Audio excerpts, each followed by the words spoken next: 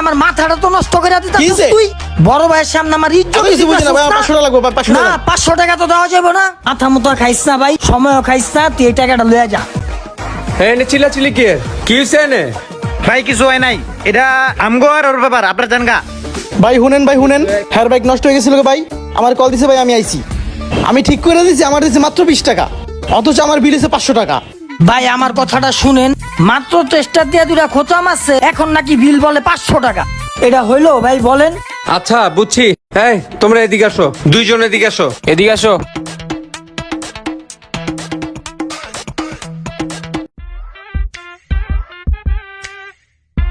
কিসে কি করবেন কোন?